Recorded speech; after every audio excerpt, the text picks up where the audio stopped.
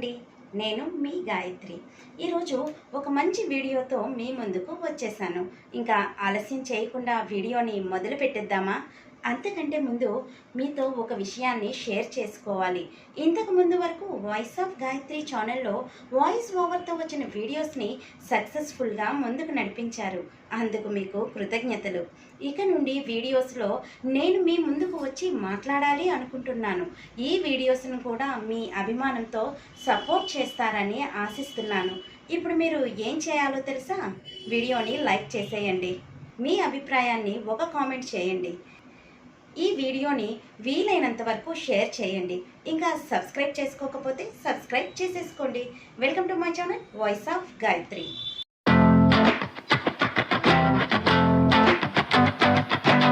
నమో వెంకటేశాయ అని స్మరించుకోగానే మనకి గుర్తొచ్చేవి తిరుమల, ఆ శ్రీవారి లడ్డు.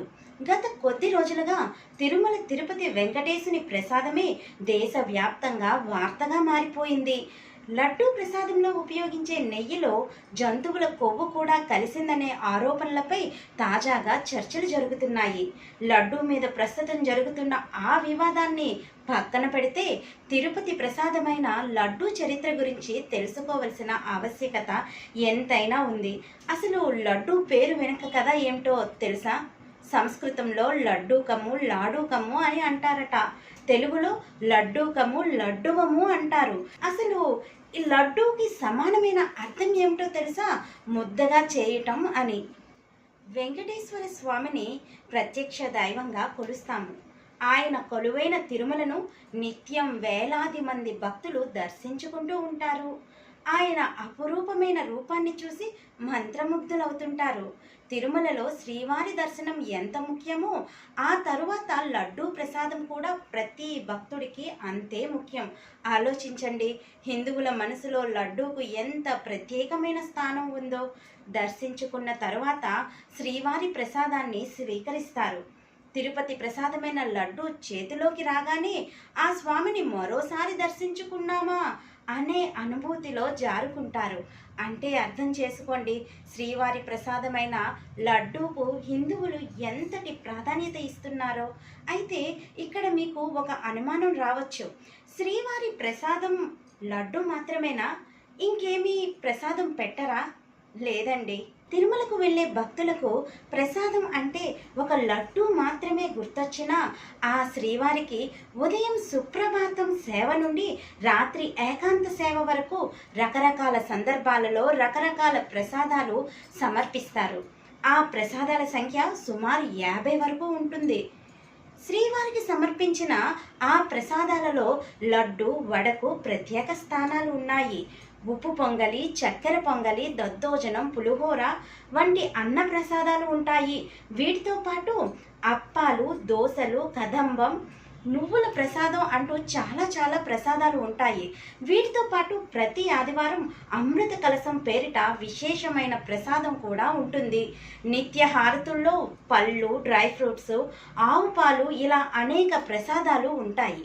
శ్రీవారికి నిత్యం 51 పెద్ద దోసలు, 51 చిన్న దోసలు, 51 పెద్ద అప్పాలు, 102 చిన్న అప్పాలను మాత్ర ప్రసాదం, ప్రత్యేకంగా తయారు చేసిన పాయసం, పెసరపప్పు, తిరుప్పావడ, జిలేబీ, మురుకు, ప్రత్యేకంగా పోలీలు, కదంబం, చక్కెర పొంగలి, లడ్డూలు, వడలు, పులిహోర, దద్దోజనం, మలహోర, తోమాలను వారం రోజుల్లో ఒక్కో రోజు ఒక్కో ప్రసాదాన్ని స్వామివారికి సమర్పిస్తారు. తిరుమల శ్రీవారి లడ్డూ ప్రసాదం క్రీస్తు శకం 830 సంవత్సరంలో పల్లవ రాజవంశీకుల కాలంలో సంధి నిషేధముల పేరుతో శ్రీవారికి ప్రసాదాలను సమర్పించే ఆనవాయితీని ప్రవేశపెట్టినట్టు తిరుచునారు గోవిందరాజుల స్వామివారి ఆలయంలో లభించిన శాసనాల ద్వారా తెలుస్తుంది. తిరుపతికి వెళ్ళే భక్తులకు రోడ్డు మార్గం ఉండేది కాదు. అడవి నుండి మాత్రమే వెళ్లాల్సి వచ్చేది. ఆ దారిలో కొండకు చేరిన భక్తులకు ఆహారం లభించే అవకాశాలు చాలా తక్కువగా ఉండేవి. మార్గ మధ్యలో తిరుచునానూరులో ఏర్పాటు చేసిన రామానుజం కూటాల ద్వారా అన్న సంతర్పణలు నిర్వహించేవారని ఆ శాసనాల ద్వారా తెలుస్తుంది. అటువైపు స్వామివారి నైవేద్యానికి, ఇటువైపు భక్తుల ఆకలికి వినియోగించే ప్రసాదాన్ని తిరుప్పొంగం అనే పేరుతో పిలిచేవారు. తరువాత సుఖీయం, అప్పం, వడ, అత్తిరసం, మనోహరపడి ప్రసాదాలను ప్రవేశపెట్టారు.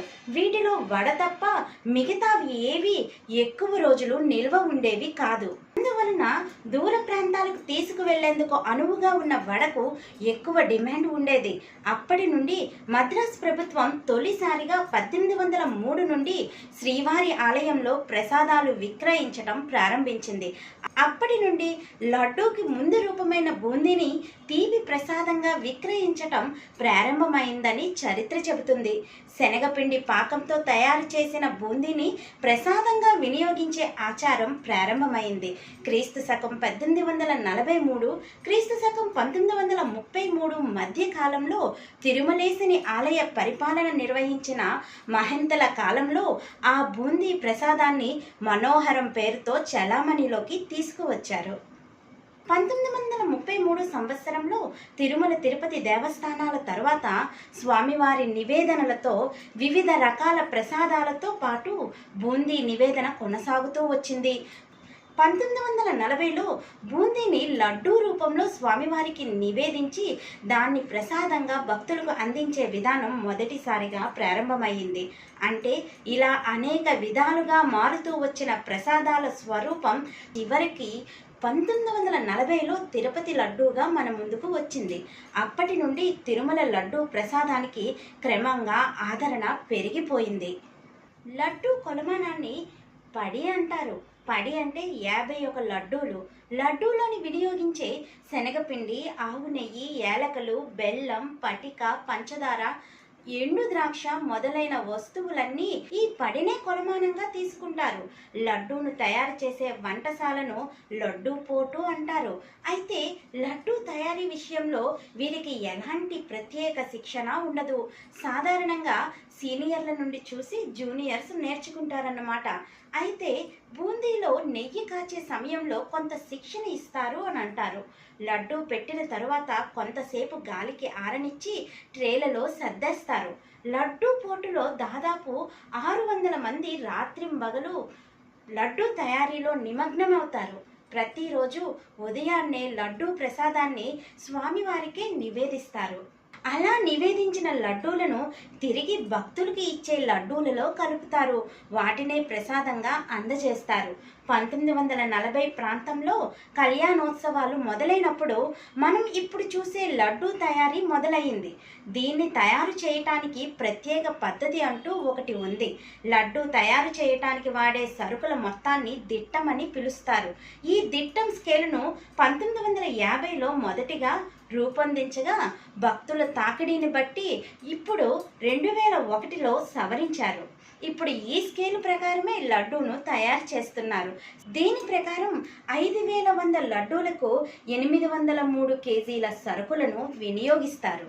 ఆవు నెయ్యి 165 కిలోలు, శనగపిండి 180 కిలోలు, చక్కెర 400 కిలోలు, యాలకులు 4 కిలోలు, ఎండు ద్రాక్ష 16 కిలోలు, కలకండ 8 కిలోలు, ముంత మామిడి పప్పు 30 కిలోలు. ఈ మిశ్రమంలో సుమారు 5000 లడ్డూలు తయారవుతాయి. శ్రీవారి ఆలయం ఆగ్నేయ దిక్కులో ఉన్న వంటశాలలో సుమారు 15,000 వరకు లడ్డూలు తయారవుతాయి. తొలి రోజుల్లో లడ్డూను కట్టెల పొయ్యి మీద తయారు చేసేవాళ్ళు. అయితే భక్తుల రద్దీని దృష్టిలో ఉంచుకొని యంత్రాలను ప్రవేశపెట్టారు. ప్రస్తుతం అత్యాధునికమైన వంట సామాగ్రి సహాయంతో రోజుకు లక్షల లడ్డూలను తయారు చేస్తున్నారు. ఒకప్పుడు బియ్యం పిండితో తయారు చేసిన లడ్డూ ప్రసాదాన్ని తిరుమలకు వచ్చిన భక్తులకు అందించేవారట. బియ్యం పిండిని బెల్లంతో కలిపి కట్టిన ఈ లడ్డూలను మనోహరాలు అని పిలిచేవారట. కర్ణాటక మేల్కొట్టే దేవాలయంలో మనోహరం ప్రసాదాన్ని ఇప్పటికీ పెడతారు. తిరుమల ఆలయానికి వాస్తు ప్రకారం ఆగ్నేయంగా నిర్మించిన చోట ప్రసాదాలను తయారు చేస్తారు. తయారైన ప్రసాదాలను ఆ శ్రీనివాసుని తల్లి వకులమాత విగ్రహం వద్దకు తీసుకువెళ్తారు.